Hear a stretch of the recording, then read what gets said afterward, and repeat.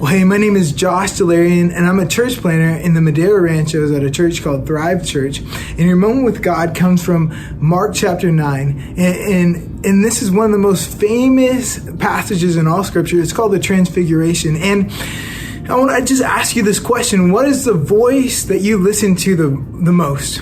Is it a voice from your past that you just can't get out of your head? Is it a voice from your present that is so hurtful?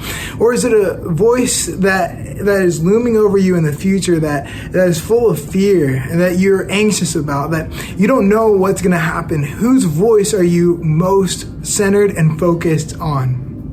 In this section of Scripture, we're going to talk about what voice we need to be listening to.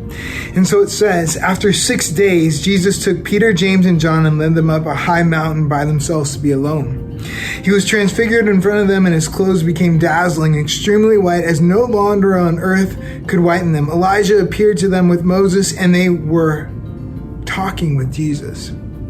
Elijah was the greatest prophet that had ever lived, and Moses was a law bringer. They were ancient Jewish superstars.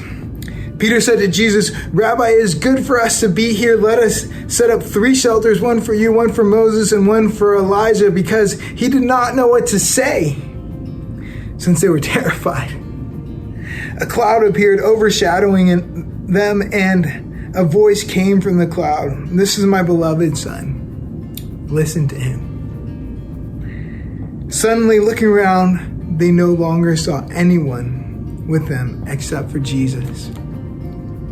See, one author put it this way, that in the ancient world, the law and the prophets were like the moon and the stars that illuminated a dark world. But Jesus was and is the light of the world that illuminates the whole world. He is the light bringer. He is the one that says there is no condemnation in me. He is the one that says you are worth dying for. He is the one that says you have insurmountable worth, that you are worth it. Whose voice are you listening to? Is it a voice from your past? Is it a voice from your present? Or is it a voice from your future?